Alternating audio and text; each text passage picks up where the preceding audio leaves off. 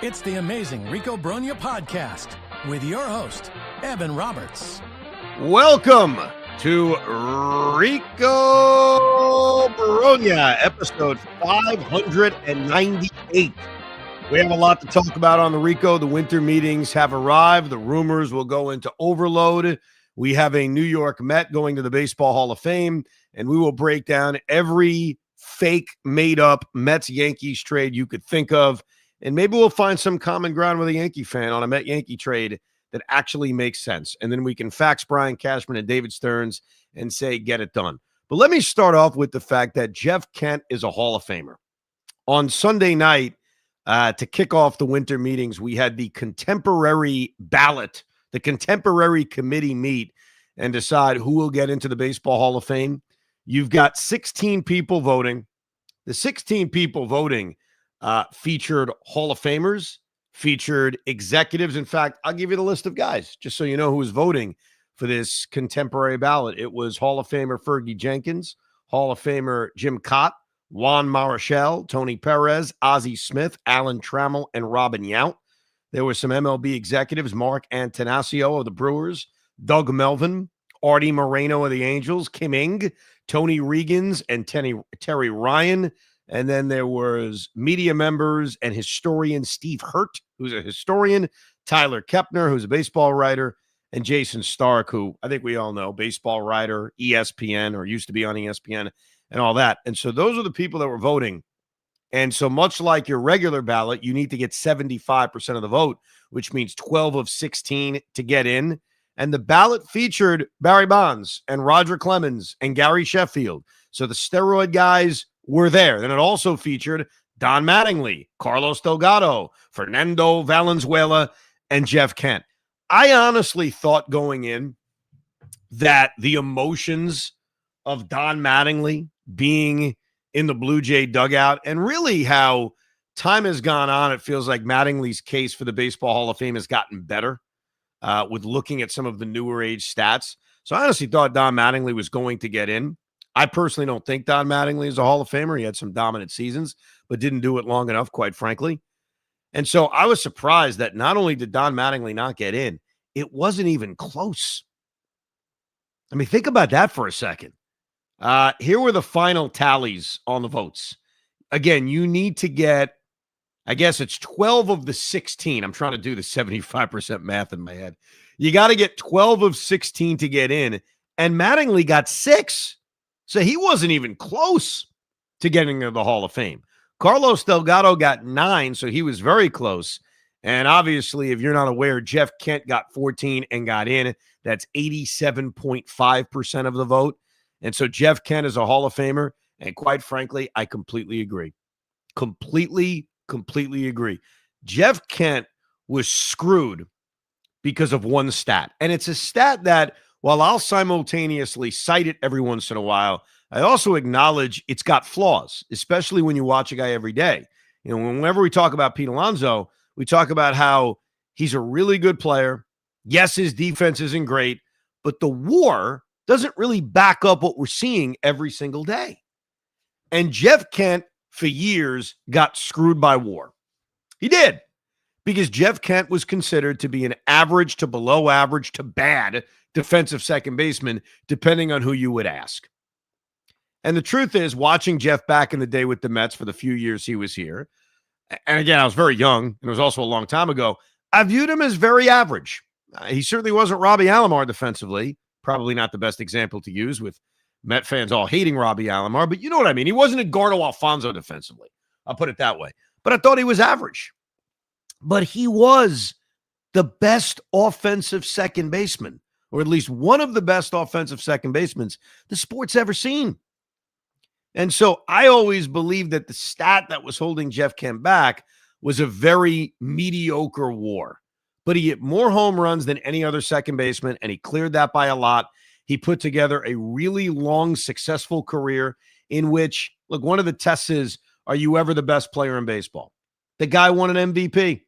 The guy won an MVP while beating out Barry Bonds. He had 2, 4, 6, 8 100 RBI seasons as a second baseman. He hit 290. He had an 855 OPS.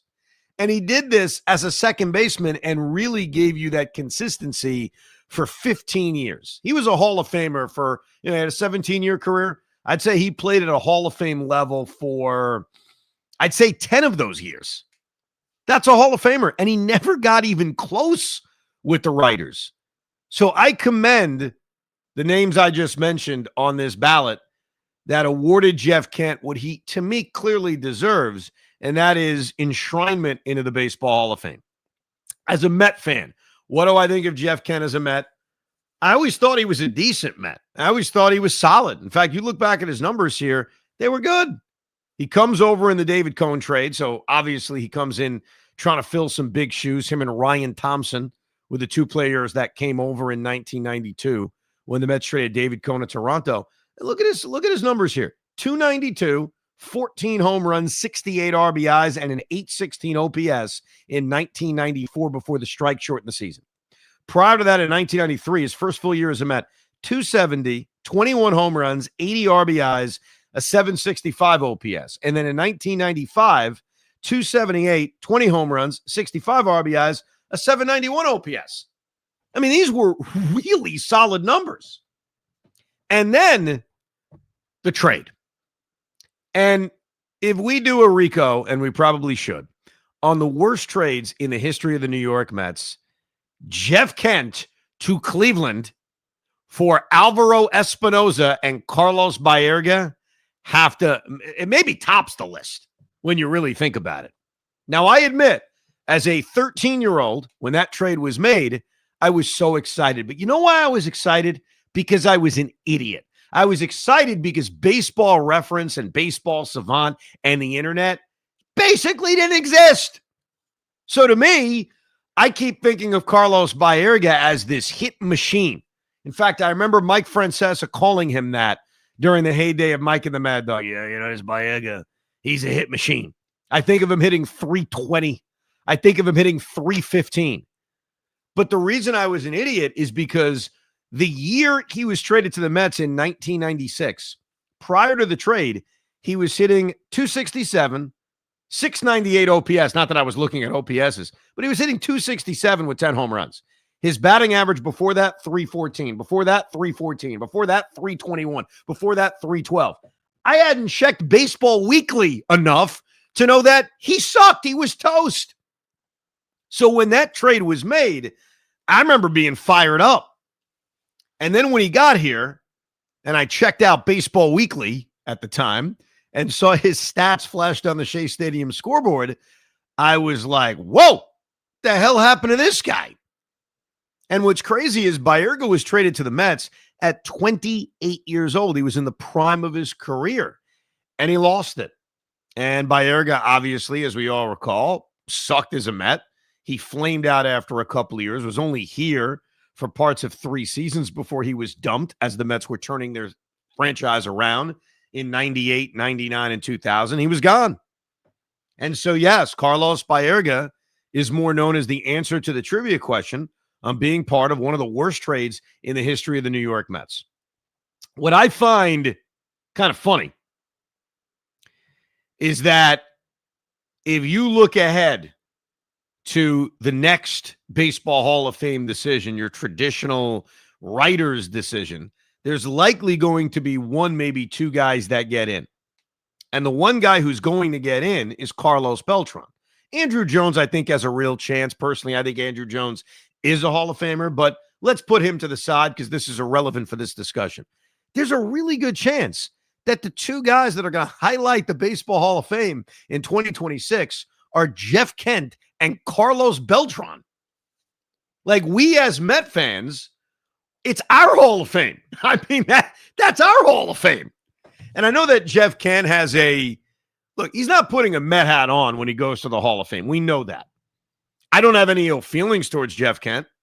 I mean, really, the only time I hated Jeff Kent was in 2006 when he was on the Los Angeles Dodgers, and during that divisional series in which we swept LA. I think every hit the Dodgers got actually came from Jeff Kent. He provided every base hit that the Dodgers got in that best-of-5 sweep in which, yes, we did take care of the Dodgers, But nevertheless, Kent hit 615 in that series.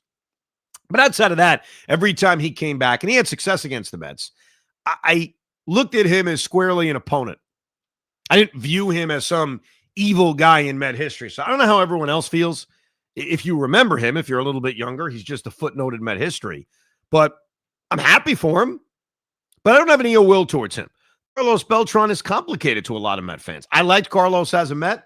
Obviously, one of the biggest free agent signings in the history of the franchise. You could certainly argue one of the most successful free agent signings in the history of the franchise. But unfortunately, he has been defined by a moment. He is defined by one play. But isn't that crazy? Isn't that kind of nuts as a Met fan that we may be staring at a Hall of Fame induction of Carlos Beltran and Jeff Kent? And it leads me to wonder what we, the franchise that is, how do we honor these accomplishments? Like, is there a Carlos Beltran day? Does he go into the Mets Hall of Fame? They've already announced. Actually, who did they announce for the Mets Hall of Fame? Now that I'm trying to remember, I know Lee Mazzilli was one of them. I'm trying to remember who else was getting it. Did they announce him for the Mets Hall of Fame? Mets Hall of Fame 2026. Let me see who's going in. Yeah, he is going in. It's like they knew. That's right. Carlos Beltran, Bobby Valentine, and Lee Mazzilli are going into the Mets Hall of Fame in 2026. All right.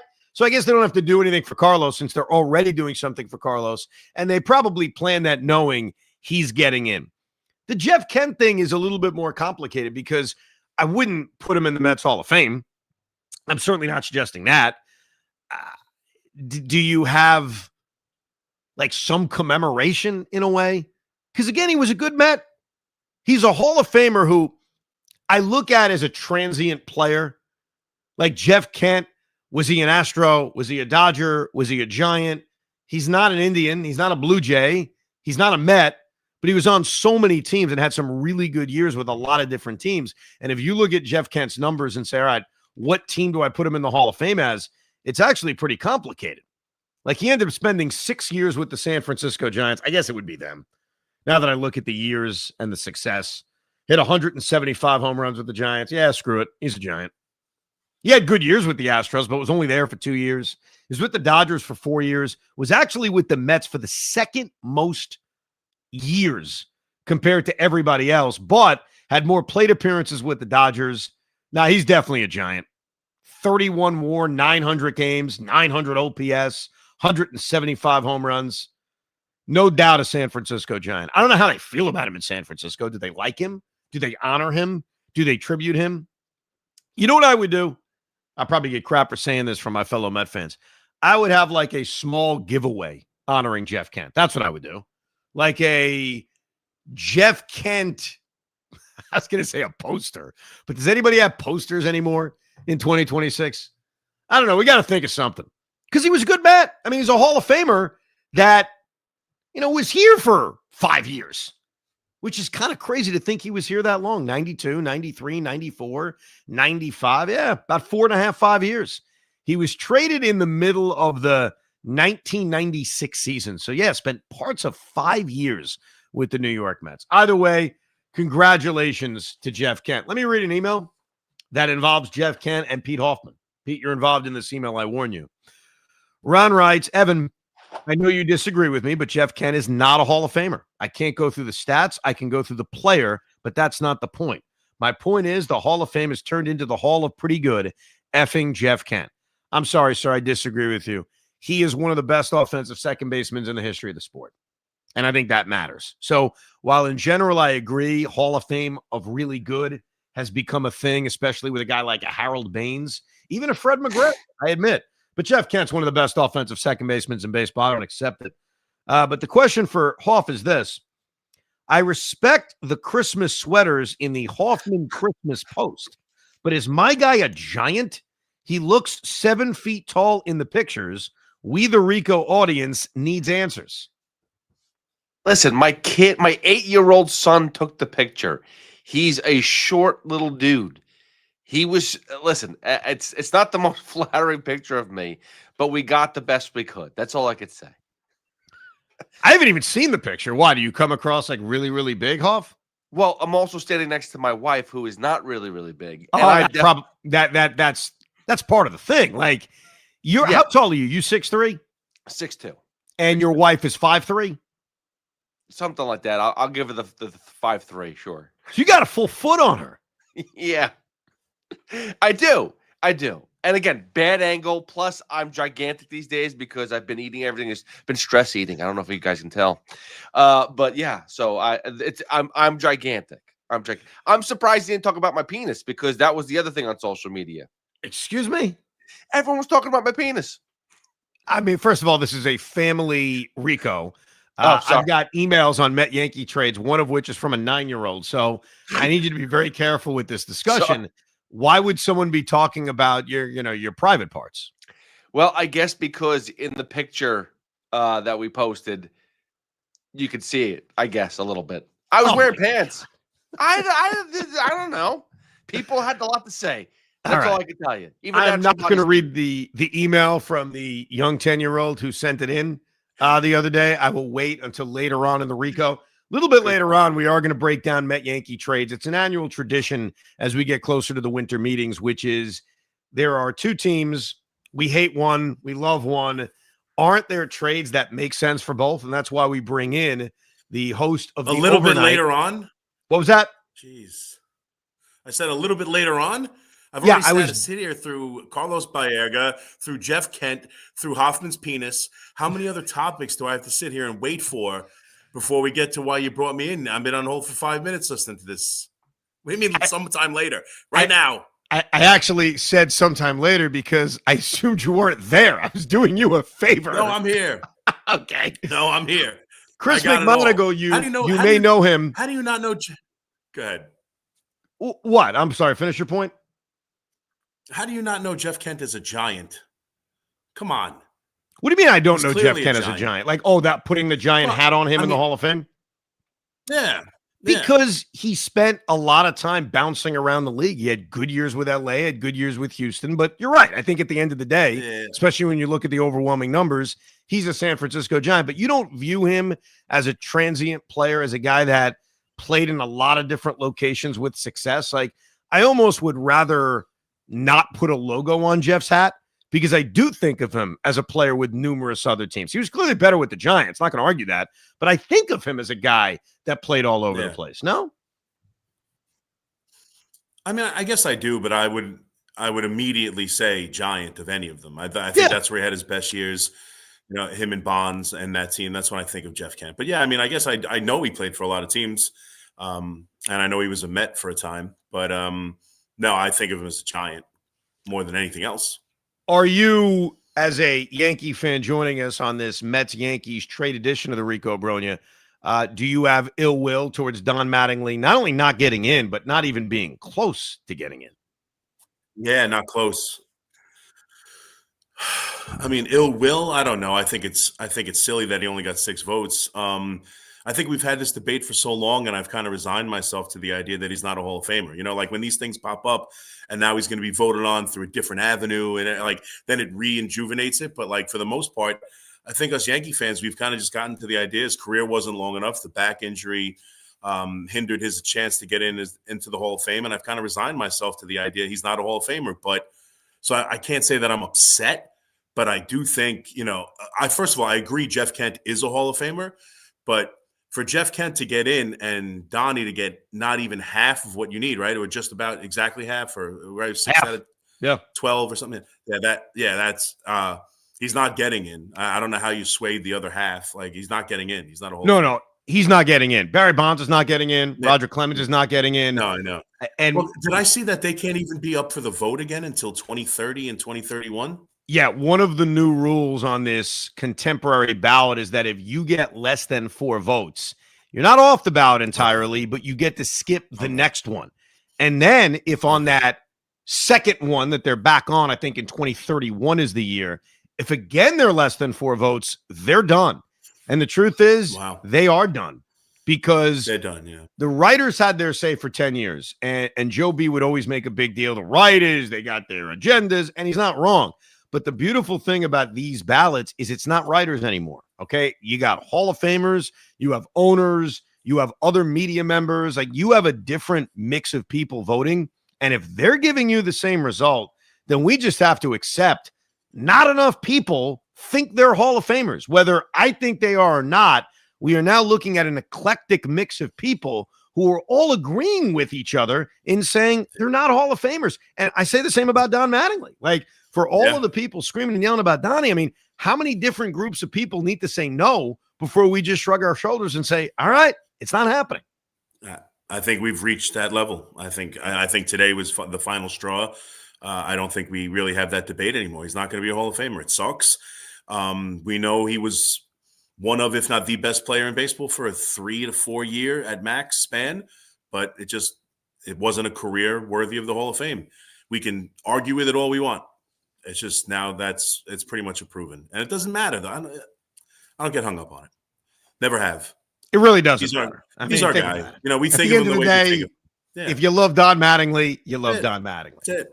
So the beauty of today's podcast is twofold. Number one, fake Mets Yankees trades, and number two, to reminisce, because it was a year ago, the Sunday as the winter meetings were beginning, where we attempted to do a Mets Yankees trade, Rico, and then it morphed into a Juan Soto wait party, and then it morphed into Juan Soto signing with the New York Mets. We've had a lot of discussions about Juan Soto on the Rico. We actually did a whole episode breaking down every home run he hit, and if it was a clutch home run, a non-clutch home run.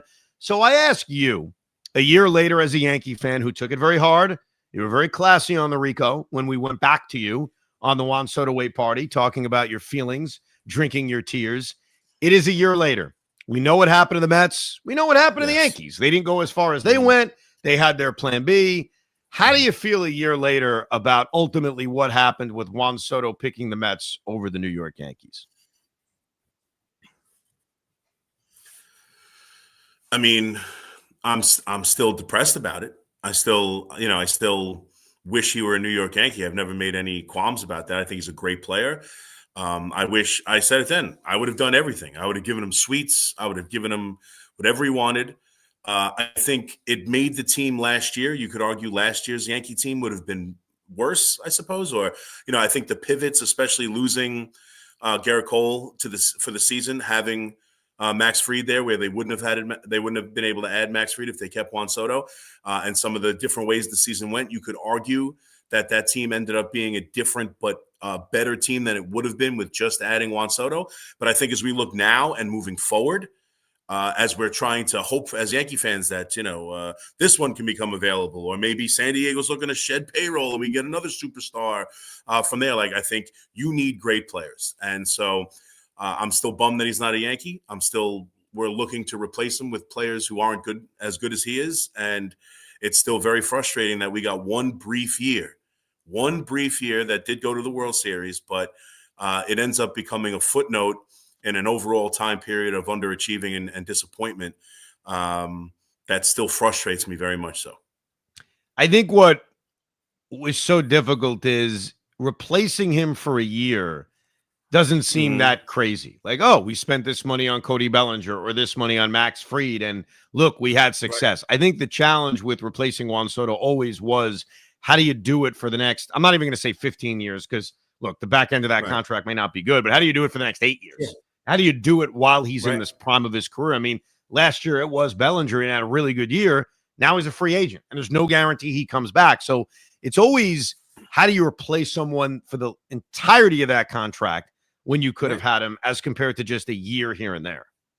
No, 100%. Having another superstar player at his age and being able to probably, take that mantle too, because we hear a lot of, you got to go for it right now because this is the Aaron Judge window. This is the Judge and Cole window. You elongate the window when you have that superstar who's going to be, 30, right? 29, 30 when we feel like Judge's career ends. So then you have that, you go right into the Juan Soto era of Yankee baseball. The second Aaron Judge is no longer Aaron Judge. So that's why I felt that way. And, people, you know how it is, but like I was getting, oh, you're waffling. You said you want him, but you said this team is better. I said this year, I think the Yankees did a decent enough job replacing him. But for the next 15, it's going to be very difficult. I mean, that guy is special. He's still at that age, and he could be that next young superstar, and he's not here anymore. So I'm still very bitter about it. I think Juan Soto obviously settled in and had ultimately a very good season, finishing third in the MVP voting. I still think something was up in the first half of the year for whatever. It looked like he had less exuberance and joy than he had with the Yankees and other stops for whatever reason, not because he necessarily missed being a Yankee, but for whatever reason. But ultimately, while being maybe a little bit less clutch than he's been, he had a great year and he's going to have another great 10. Like, that's who he is. So I'm convinced, and I remember saying it at the time, and I think that I feel even stronger about it all these months later, that the lack of exuberance that he had, the lack of the shuffle, was a lack of confidence at the plate. And I don't know if that was related to the contract or the pressure or what was going on, but you could kind of see it. And then as the summer months came, and obviously Juan put up some massive numbers, even if he was still missing those clutch moments, he started to have that shuffle. He started to show the Juan Soto arrogance, if you will. Good arrogance, not a bad arrogance. So I think those first few months was probably just a lack of confidence. But by the end of the day, by the end of the season, he was Juan Soto. No, and what's funny about it too, because it gets so much play. Because for me, like I'm a baseball junkie. I love baseball. I love watching baseball. Like when people say the season, shouldn't be 162, I go, you're right, probably 163. Like that's me.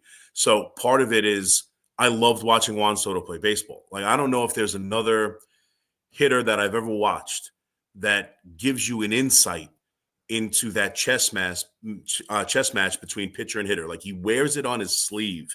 Like he knows if he was just beat, and he lets you like feel, man, I just missed that one, more than any other like player I've ever seen. And I love watching him in that way. And I think what was frustrating, I would imagine, for Met fans, and I could, like, just being a somewhat independent, as independent as I could be from being a Yankee fan and losing him, but like watching him, what frustrating is like you lost that. Like it wasn't as much. Like you got, not only were you getting this great player, but you were getting this like exciting, great to watch. The at-bat of Gaddis that he hits to send him to the World Series was one of the great at-bats ever because of his body language, because of who he is. And then for the first month and a half, 2 months, you don't get that. And it became like a massive story. And also just, it's not the Juan Soto that you want to see. And I think he's one of those players that are box office. I love watching his at-bats. I wouldn't miss a Juan Soto at-bat for my life, so like that's what was frustrating about it. But as we said, it came around, and I have no doubt he's going to be a great player moving forward. Over the course of this episode, we'll go through some fake Met Yankee trades. Received a lot of emails to ricob@gmail.com.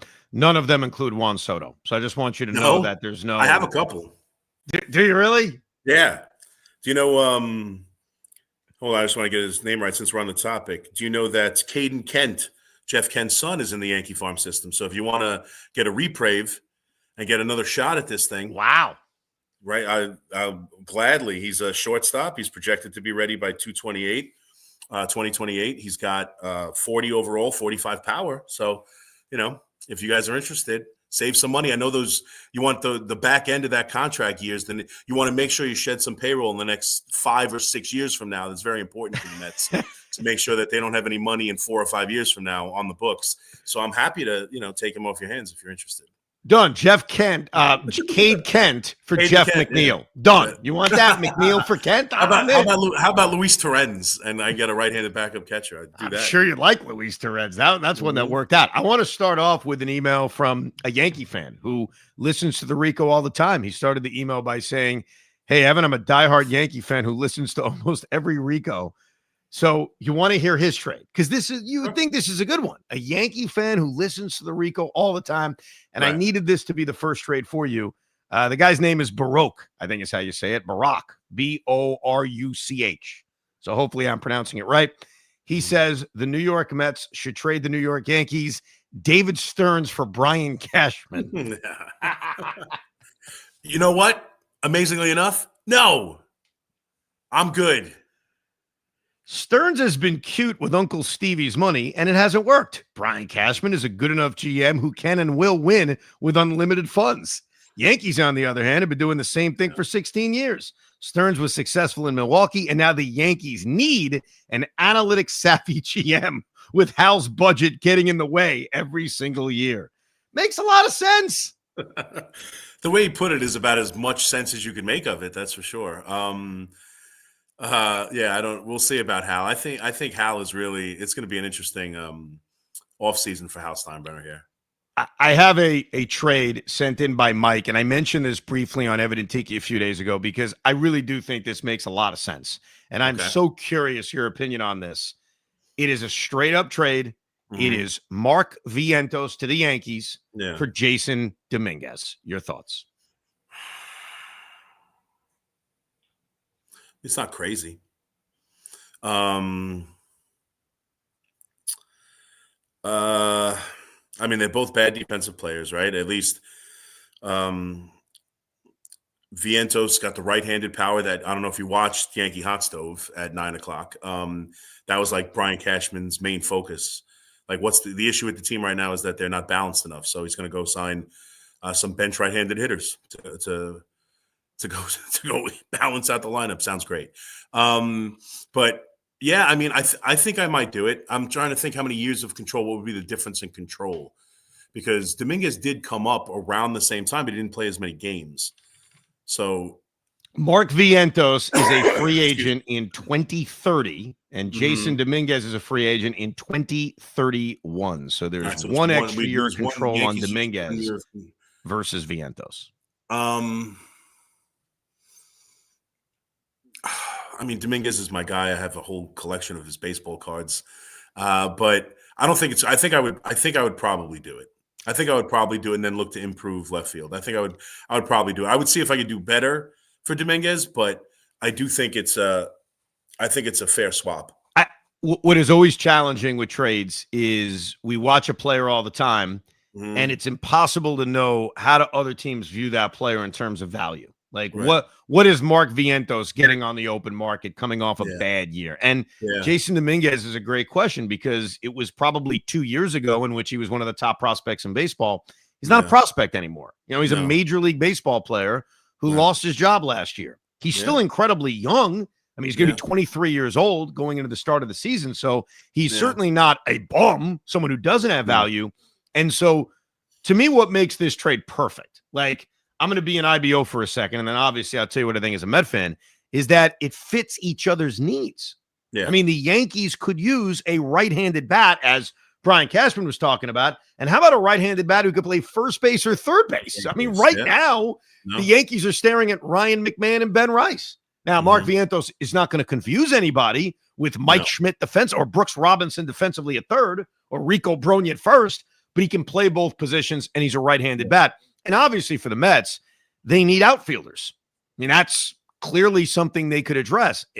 Dominguez's bad defense, I know would scare some people off, but I would also say just play the guy every day in left field. He'll get better.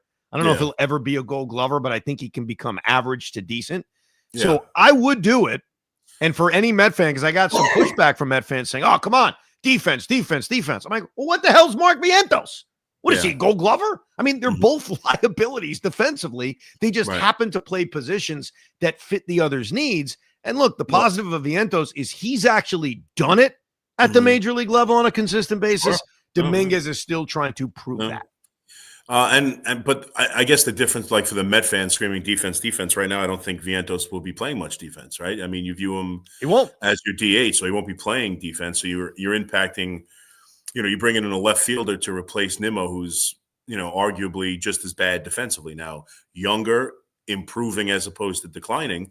But right now, I don't know what to do. I mean, and has more speed, but I can tell you this, the one thing for sure, coming in on balls, coming in on low looping line drives, he is god-awful. Like, that's his main kryptonite, is he is bad coming in on balls. But yeah, I mean, you're right. If you could play him at third base for McCann, that could become like a platoon. Play him at DH. You know, Stanton's going to miss a month somewhere at least. So I think it does fit. And you're right. I mean, we saw Vientos not only just through the regular season, into the postseason. Like, I understand last year was bad, and I'm not saying he's going to be a great player, but we've seen a hell of a lot more than Dominguez has shown. Absolutely. Yeah.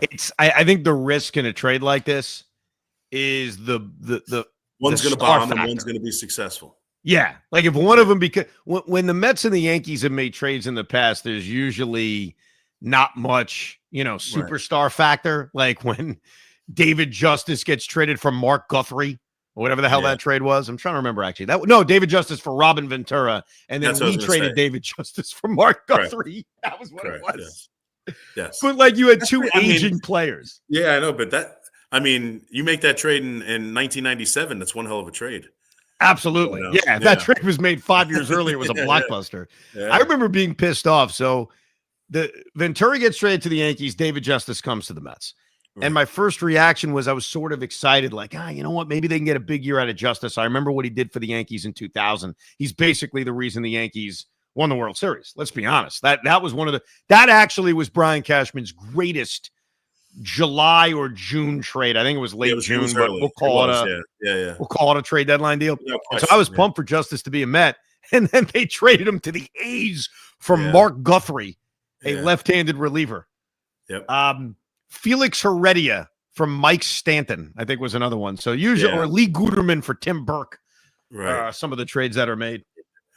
Now, I want you to be careful here, Big Mac, because this is from Sam, and Sam is 10 years old, and he worked very hard to create a list of Mets Yankees trades. So if you don't like the trades, can you be respectful? Yes. Okay. You're asking, can I not call a 10-year-old an idiot? Yes, I can manage.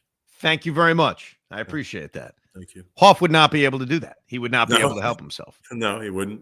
Sam writes, you know what it's like for for giants who like to expose their penis in pictures. So it's tough for them. It's tough. This is second reference to Pete Hoffman's private parts. Well, I walked right into it. Well, not his penis, but the conversation. I was what you guys were talking about as I came on. All right.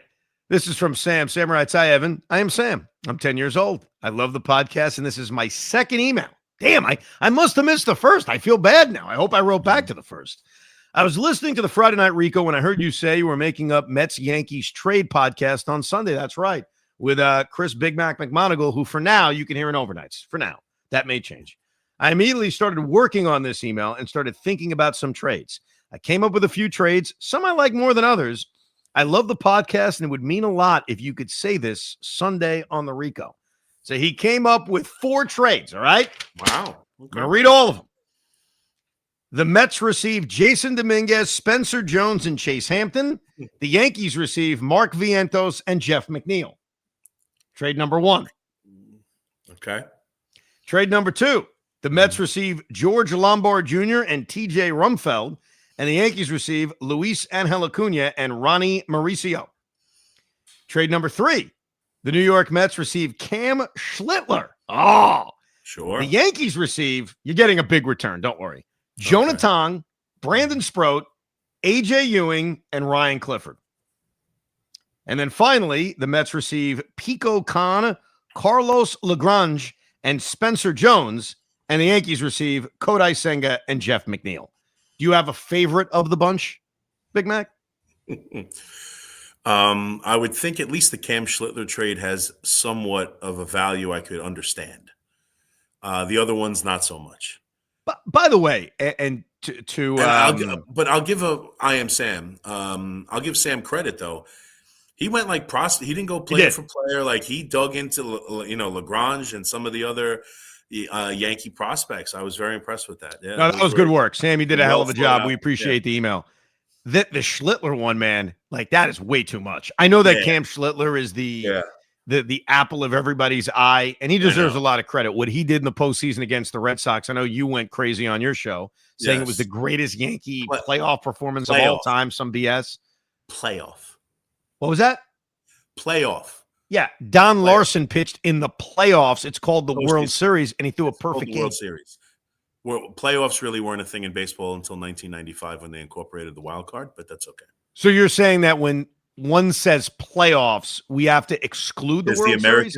There's the American League playoffs and the National League playoff, and then there's the World Series, and it is all encompassed by postseason. Correct.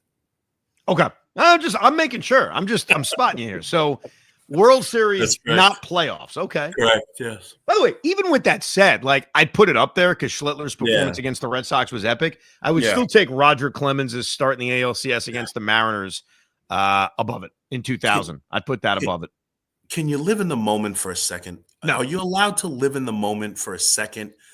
When I do that video and they beat the Red Sox, they win 2 in a row. I thought they were going to be sent home again at the hands to the Red Sox. I thought Boone was getting fired. That's what that game meant a lot, believe it or not, even though they ended up losing to the Blue Jays. Like, that game meant a lot. And for him to just throw fastballs by everybody, like, that's the other thing too. It wasn't like some crafty performance where he was fooling them with split fingers, and he just reared back and threw fastballs by everybody. It was like an incredible performance. I think, unfortunately, living in the moment doesn't work because we end up judging things based on what happens next. Fair or not, that's just the way it is. Like, I am convinced that the Aaron Boone home run, which is an epic moment in Yankee history, it dies all these years later for two reasons. Number one, you lost the World Series a couple of weeks later. And then number two, you choked a year later in the ALCS against the Red Sox. And I think in a weird way, the Aaron Boone home run doesn't get judged today the way it was judged in the moment, in the offseason right after it happened. And so I think in the case of Schlittler, what he does next and what the Yankees do next, but really what he does next, will really help judge what we think about that performance, because ultimately they got knocked out in the divisional series in a very forgettable season. So, and I'm not even saying all that's fair, Big Mac, but that's the way our brains work. I don't think so. I think the moment, like, and again, since we're doing Mets and Yankees, and this isn't to crap on you, but like the Endy Chavez catch gets ruined because you lost that game, you lost that series. Like, I think Aaron Boone hitting a home run against the Boston Red Sox in a game that they were down 5-2 and walks it off against Tim Wakefield and sends them to the World Series. I think that stands on its own, and I don't think it's lessened or cheapened by losing the World Series or what happened in the 2004 postseason. Like, I don't think so at all. I think that moment stands on itself. You can't lose the game. You know, Mike Mussina coming into that game, the 3 innings from Mariano, like, all of that gets lost if you don't win the game. But I don't view it any differently. And personally, that's a special one for me. It was right around the time my father passed away earlier that year, so maybe I'm biased on the situation. But I think as long as you make it through the series, win the game, those moments can stand the test of time. I don't see why, like, you have to pile off a championship where nothing matters. No, I don't think that's the case with the Mets. I think that's the case with the Yankees. Okay. I'm being honest. I just noticed that, talking to Yankee fans over the years. I mean, I think the flip is still thought of. The flip played by Jeter is still pretty well thought of. They end up losing that World Series. That's a unique season. That I think 2001 is just very unique because of September 11th and getting as far to. They got to the 7th game of the World Series and lost this hard-fought series. It's just, I don't know why 2001 almost feels unique in that regard. Nicholas did something really interesting, Big Mac. Okay. He decided to ask ChatGPT to put together a fair Mets Yankees trade. He must really be an Evan Roberts fan. What was that? He said he must really be an Evan Roberts fan. That's Evan's go-to move. That's my go-to, yes. That's your go-to. I do it every once in a while. Sometimes it works, sometimes it doesn't. No. Nicholas wrote to ChatGPT saying, what is a fair and realistic trade that could be made between the New York Yankees and the New York Mets in 2026? All right. This is verbatim what ChatGPT said. All right. Here's one fair and realistic trade between the Yankees and Mets, something I think could plausibly happen in 2026 based on roster needs, organization philosophies, and recent reporting. You ready? Yes. Jeff McNeil for Spencer Jones and a load of mid-tier pitching prospect. And so Nicholas writes, either ChatGPT is high or is a Mets fan, or both. Yeah, and I would agree. Like, come on, ChatGPT. No, you got to do better than Jeff McNeil for Spencer Jones. He was the best minor league hitter last year. He's got, he had a great year. No, Jeff McNeil, who, let's be honest, they're ready. If anyone would take them off their hands, they'd get rid of them. No, that's not one I would do. I think in the past when we've done these, I've always said Jeff McNeil actually does make sense for the Yankees. He doesn't anymore. Like, I think they're too left-handed. Yep. They've got infield options. They've got versatile infield options. So I like when I was writing some Yankee trades down, I didn't even attempt Jeff McNeil in these trades because I just don't think he works anymore. No, I definitely agree. I don't think Jeff McNeil does. And there was a time where he did. I don't think he does anymore. I remember Glaber for Jeff McNeil was a conversation we had. But Honestly, with the two teams, I don't know if there are a lot of things that work between these two teams, quite honestly. The trade outfield that I third base, thought it's like the Vientos trade is perfect, and outside of that, like I don't know if there is a ton, to be honest. I agree. I think Vientos. See, I was trying to think of it both ways. Like, all right, who on the Mets would fit the Yankees, and who on the Yankees would fit the Mets in a realistic way? And Vientos to me just reeks of somebody that fits the Yankees because of that right-handedness and the fact that he plays first and third base. You know, and you just look currently at the Yankee positions and you say, oh, that makes a lot of sense. And obviously, the Mets need outfielders.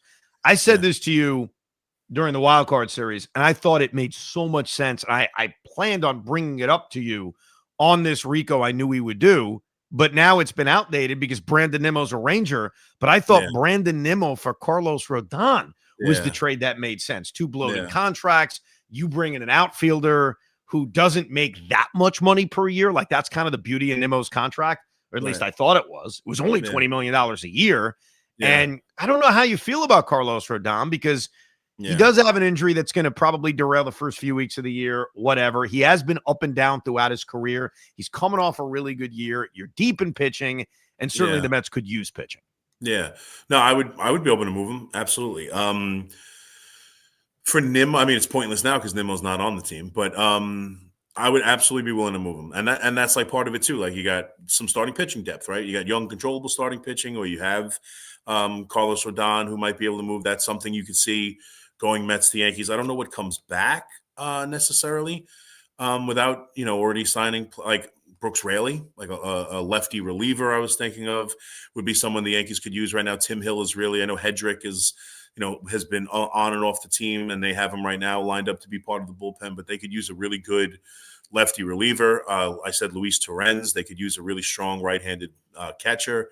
But like outside of that, one of the infielders, right? Either Mauricio, who I just saw hit a walk-off home run tonight or something. I just saw him on Twitter. In the winter league, yes. Yeah, in the winter league. So he hit a walk-off, but like Mauricio, although he's left-handed, or Vientos, or that kind of thing. But what would you be willing to give me now? Because I'm open to moving, but what how does it work now? Yeah, it's one of those deals where I'd almost have to wait to see how free agency and the trade market goes. Like, what makes Carlos Rodon's contract appealing now is that there's less time on it because, he's already competed now in parts of 3 seasons. So when he initially signed a 6-year, $162 million deal, I think most of our reactions was, wow, that's crazy. Well, half of it's gone. And so you see a 33-year-old left-hander coming off a really good year. What I would ask anyone, I'd ask the Met fans is, would you give that guy a 3-year contract? And the answer is, oh, yeah, probably. Yeah, you gave Sean Manaea a 3-year contract. Why not?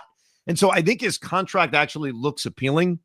My only issue with Carlos Rodon is, I've been saying this a lot on the Rico, I want reliability. He is, I know the last 2 years he's been reliable because he's made the 32 starts and he's been good last year, better than the year before. But I'm so scared off by the down of Carlos Rodon. Like, it can be so bad. But I have a tough time matching up on a player because the Mets have no outfielders. They have an excess of young position players in the infield. Like you talked about some of the names, an Acuna, a Mauricio, a Vientos, a Beatty.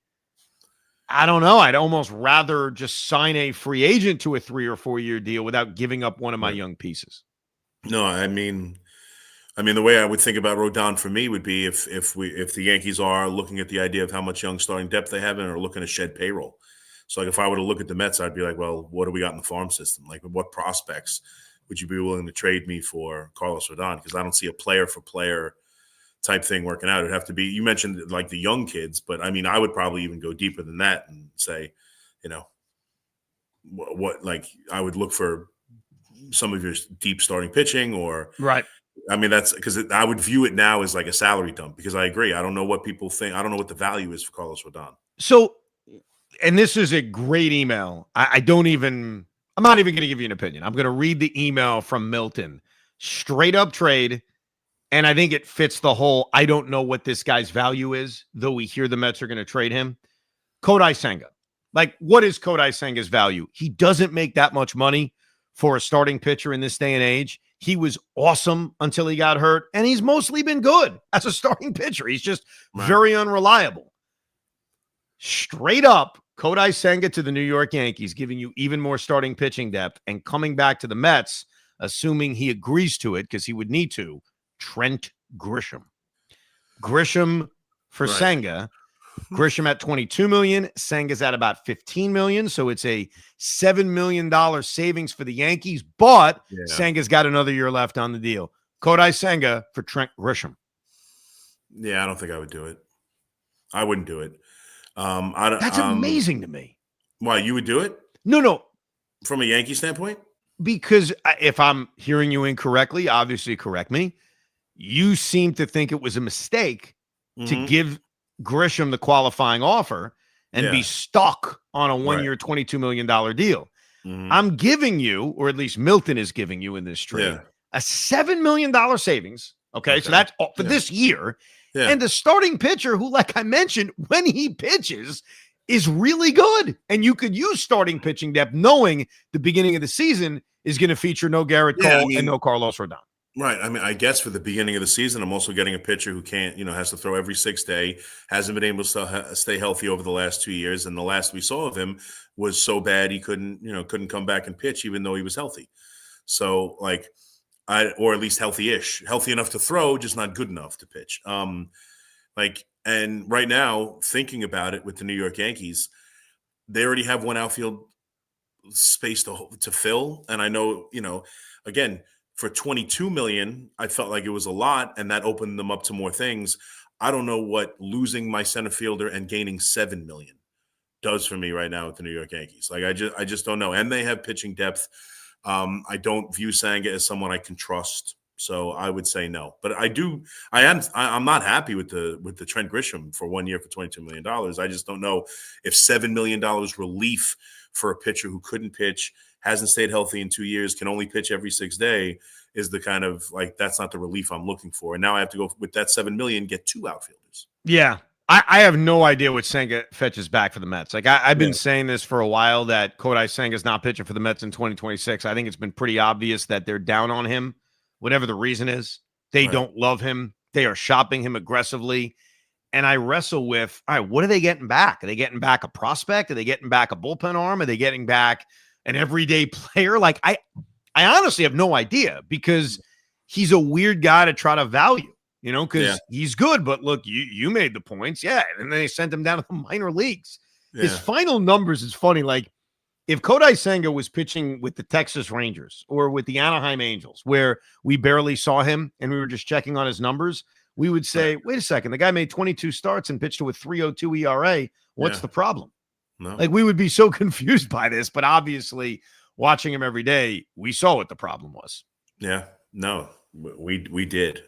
But, I mean, look, I still think he could be good. I mean, I don't think there's any doubt that he could come back next year and have a solid year. I think that's the kind of stuff he has, and that's the kind of pitcher he's proven to be when healthy for the most part. Same thing with Severino. It's a little similar to Severino where, he was injured a lot, but for the most part, whenever he was on the mound, he was a great pitcher up until the last half of his last season. The Mets with the Yankees, Mets take a chance on him. And for the most part, he's turned his career back around to what you expected him to be. So I could see that happening with Senga. Besides your Jeff Kent's son for Juan Soto trade idea, do you have any other Met Yankee trades you would like to present to the Rico audience? Yeah, I had I thought, since again you're looking to save money on the back end and Soto is going to be the superstar, him and Lindor hate each other. It's obviously a huge problem. I was thinking Lindor, right?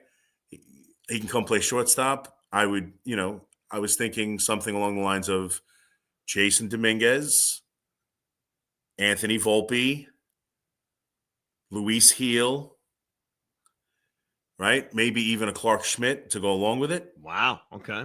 Bring him over here. Play shortstop for the New York Yankees. Get that cancer off the team. Oh, jeez. Fighting with Jeff McNeil. No, Soto hates him. So that'd be a good one. I would love to give you a response, but you threw so much, crap in there. Well, I know it's not going to happen. I'm having fun, but I have said before, I'm trying to think of people who would fit the Yankees. I would love to take the veteran shortstop. So I would, if depending on how the Mets feel about him, I would be open to making a big move for Lindor. I have said before, and I'm not sure if David Stearns goes this far, but when you come off what happened to the Mets, Right. everything needs to be put on the table.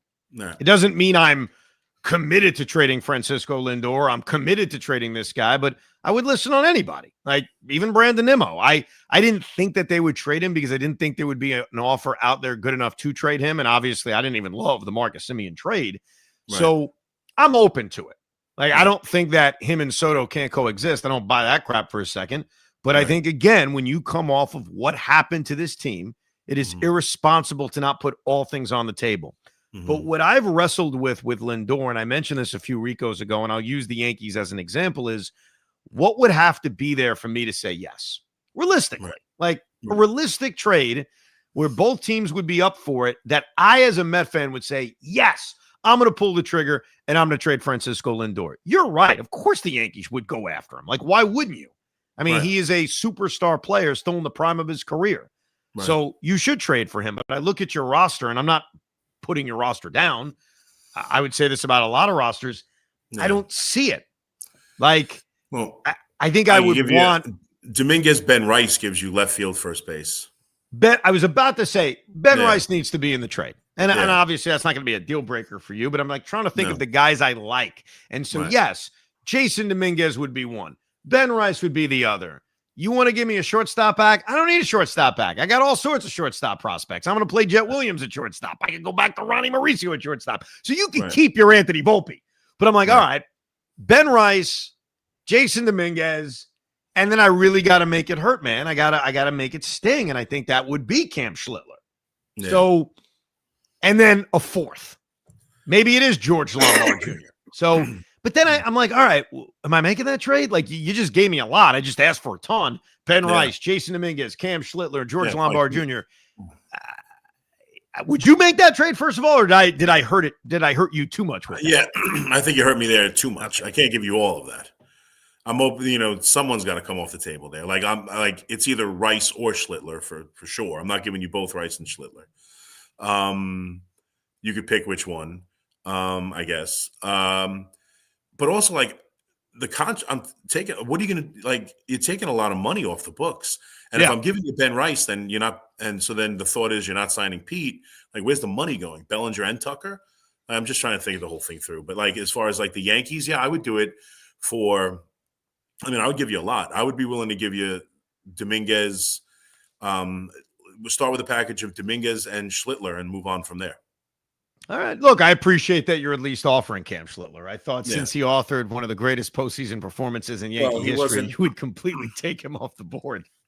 I would probably rather give you Dominguez and Ben Rice, but I would have to consider it. I mean, I think, you're talking about I know he's older and he's in a lot of money, but I mean, you're trying to do something dramatic here. He's a switch hitting,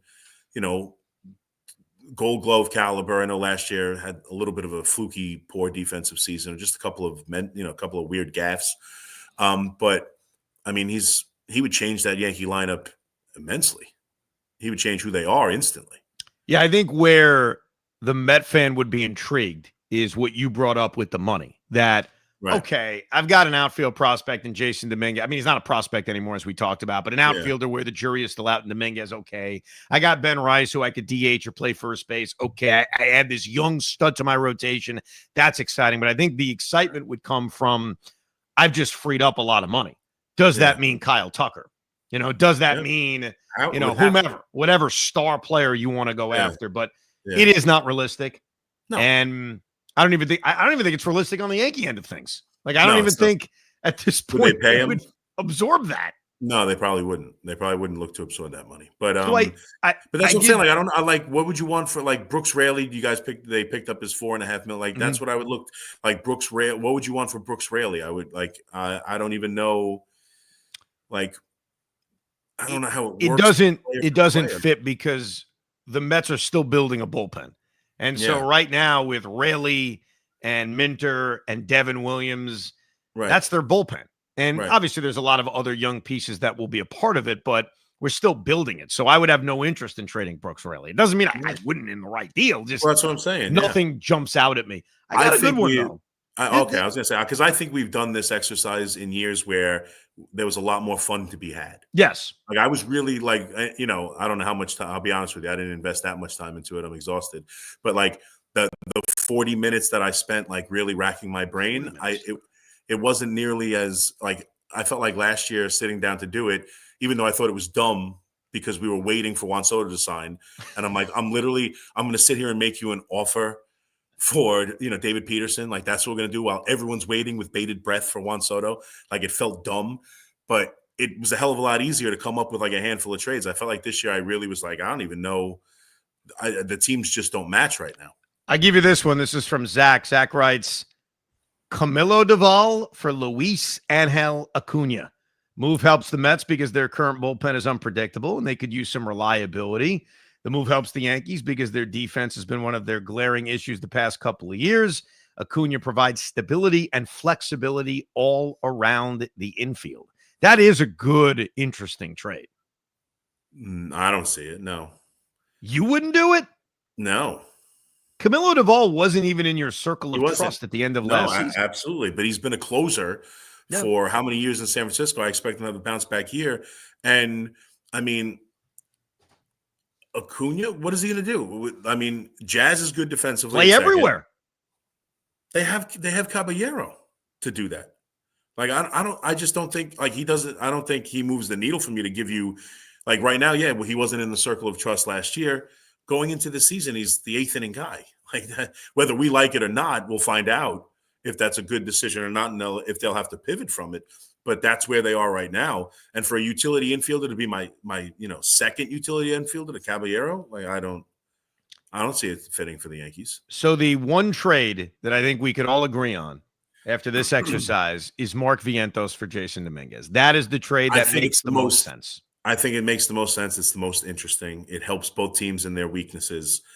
And I would be intrigued by it. I'd be totally honest with you. The Yankees need right-handed power.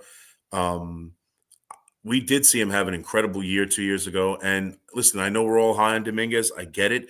But here's the thing, are the Yankees. Like that's the other thing too, because we'll see if they don't do anything in this offseason and they allow him to be the starting left fielder, I'd be surprised. I know they're talking like it now. Even Brian Cashman talking they are downplaying this offseason, man, as big as I can ever remember them downplaying an offseason. From you mentioned it too. I did it as well.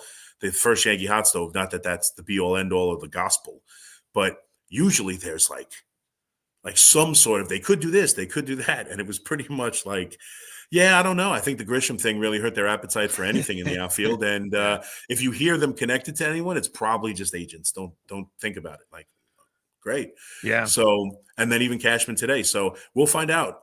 But I'd be surprised if they go into the season with Dominguez in left field. So I would make the trade mainly because I don't know the impact Dominguez is going to have on the team. I think they're looking to shop him anyway. And I think that'd be an interesting fit for the Yankees. Yeah, ultimately, I'd make the trade too. I don't know if every Met fan agrees with me. I'm sure I'll get a lot of hateful emails to ricob@gmail.com, but I would make that trade from a need standpoint because I think Vientos is now blocked. I don't think he has a role with this team. Yeah. So I may as well find out about a Jason Dominguez playing left field basically every day because the Mets need to add 2 outfilders. That's the reality. Right. I know they want Carson Bench to be the opening day left or center fielder, but just because you want something doesn't mean it happens. I mean, he's still a young player, so there's no guarantee. But we shall see. It'll be an interesting time. Big Mac, I appreciate you not only coming on, but putting in 40 minutes of effort trying to create Met Yankee trades. That's 36 minutes more than I thought you would, so I do appreciate it. I mean, well, I'm probably exaggerating, but it was somewhere around there, 25 to 30. I Googled your roster. Here's the real question. Mm-hmm.